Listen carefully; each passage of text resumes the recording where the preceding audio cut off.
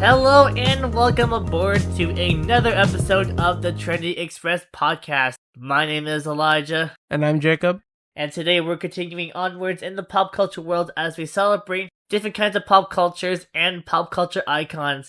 Today we are continuing onwards in Phase 1 of the Big Market Core Part 1, as it's a matchup between the Sentai heroes and the Kaijus that roam the city here at Tokusatsu Station.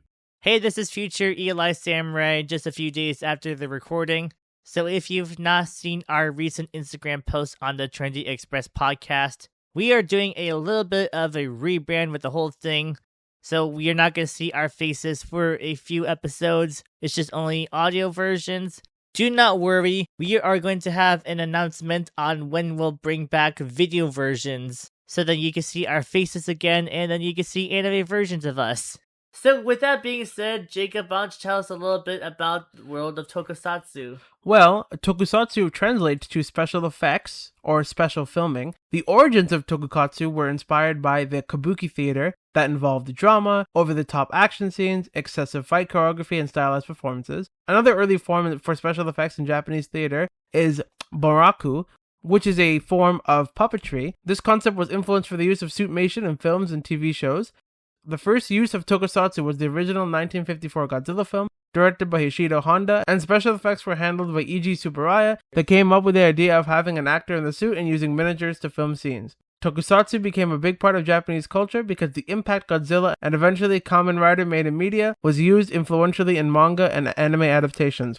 Also, a fun fact, famous Japanese film director Kinji Fukasaku, famous for his Yakuza films, Battle Royale, and Humanity series, who had a big influence on Japanese filmmaking and effects, his last project was not a film, but rather Japanese horror game Clock Tower 3 that released for PS2 on December 12, 2002 in Japan and March 18, 2003 in North America. And Fukasaku would tragically pass away in January 12, 2003, but was able to see his project released in his home country. Yeah, it's really cool in a way how a director went from making a few Tokusatsu films in his life, and then the last project he did was making a video game adaptation, or just like a video game in general. I think that's like the really cool part about Tokusatsu films, because the skills you learn as a director, you can take some of the ideals and concepts of that, and then you can apply that to video games in a way, because it might not involve so many special effects, but it's just like the direction you're going to can tie both kind of worlds together. Well, the game was seen as very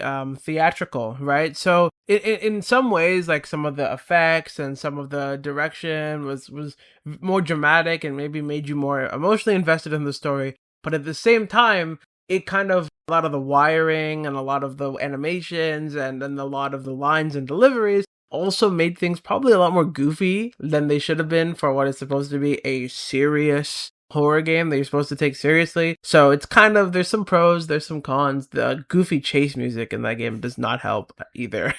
Well, I mean, the goofy part, that's also taken from older, like, Japanese shows, like, especially, the biggest example has gotta be, like, Power Rangers and Super Sentai, because it may seem goofy, but it's got, like, a really good storyline for some of the seasons, for both, like, Super Sentai and Power Rangers. Which, I mean, funny enough, Power Rangers is Super Sentai. It's just been Americanized or Westernized to have, like, a different name from, like, the original show, you know? Right, sure. But my main kind of question is basically just, was it worth it to do it for a horror game? Because a horror game being that goofy, like I said, I've watched the whole story of that game before, and it's a cool game. It's got a cool atmosphere. It's got a cool story, even though but it's very goofy, right? Like, there's definitely good elements, but it's very goofy. And so, like, I just wondered if he was the best choice to direct something like that. But at the same time, I don't want to dog too much on his legacy, because it was nice that he got a final project, because he had a film that he was in the middle of working on, but unfortunately he passed before it came out. It did eventually release.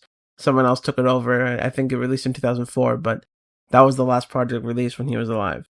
Yeah, and I think going back to, like, the goofy part of what he did for the horror game, I think that sort of, like, adds to the charm of what he's done for Tokusatsu in his own right, if I say so. And the goofy part, you know, that could be, like, applied to anything related to, like, films or shows, because goofiness for some things, if it works, then it works. If it doesn't, then this might not make like the show or movie any that good, especially even if it uses lots of special effects and practical sets. And what I like about the practical set part, the biggest example I got put in there has gotta be the Godzilla -1 movie. Now, the cool part about -1 is that the lowest budget for visual effects, yet it still won an Oscar in 2024. Just how low it was, and the whole reason that they were able to pull it off, they used a lot of practical sets, which I think is the cool part, because,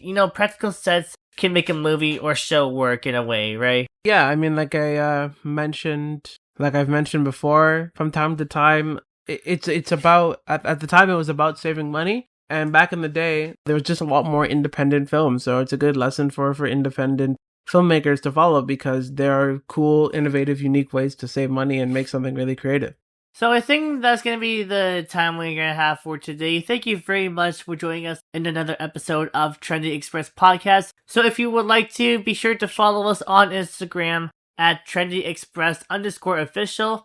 We're going to post different clips from our episodes so you can see them and then see the full episode. And don't forget to check us out on YouTube right here. Be sure to subscribe to our channel, like the video, press the icon button to be updated for more episodes along the way. And don't forget to comment as well. We'd like to see some comments you got for us, and then we can apply those kinds of lessons to future episodes so that we can be better with our work. And later on, we're going to be uploading just audio versions of our episodes. So if you want to listen to it in the car or on the subway, you can check this out on YouTube Music. We're going to just have those audio versions of it so that you won't miss a thing. So with that being said, stay trendy, and we'll see you next time.